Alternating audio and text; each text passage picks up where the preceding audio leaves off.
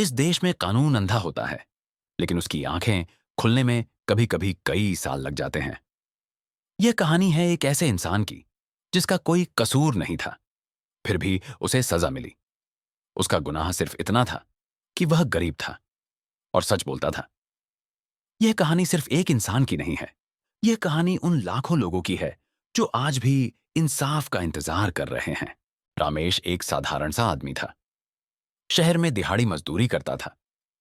सुबह अंधेरे में घर से निकल जाता और शाम को थका हुआ लौटता। उसके सपने बहुत बड़े नहीं थे। बस इतना चाहता था कि मां की दवाइयां समय पर आ जाएं और घर में चूल्हा जलता रहे। उसकी मां बीमार रहती थी और रामेश हर दिन उसे अपने हाथों से दवा देता था।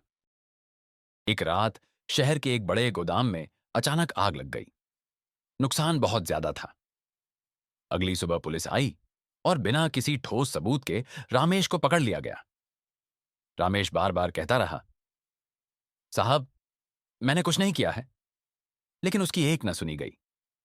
गरीब आदमी के लिए सबसे आसान सजा होती है उसे अपराधी बना देना। रामेश की मां थाने के बाहर बैठी रोती रही। वह हर किसी से कहती थी, मेरा बेटा निर्दोष है, लेकिन जवाब वही था, अब फैसला अदालत करेगी। मां हर तारीख पर अदालत आती।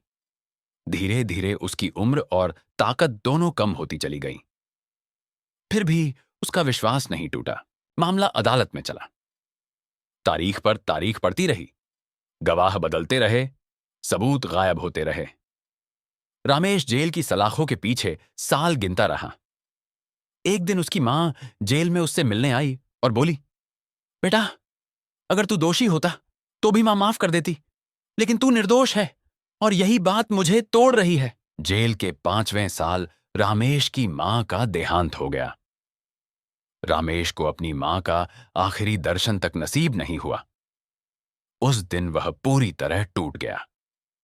उसने बस इतना कहा, हे भगवान, अगर इंसाफ मिलना है तो जल्दी दिला दो। 8 साल बाद एक नया वकील केस को दोबारा देखता है। पुरानी फाइलें खुलती हैं। छुपाया गया सच धीरे धीरे सामने आता है।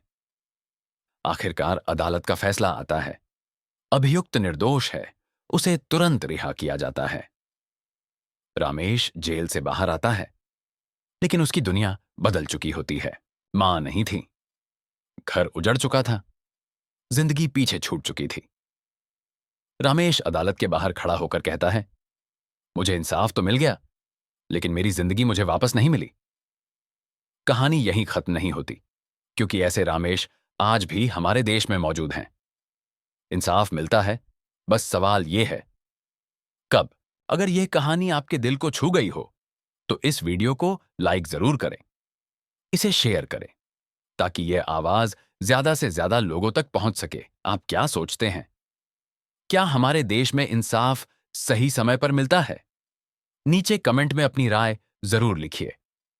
आपका एक कमेंट इस चैनल को आगे बढ़ाने में बहुत मदद करता है और ऐसी ही सच्ची और भावनात्मक कहानियों के लिए चैनल को सब्सक्राइब करना न भूलें।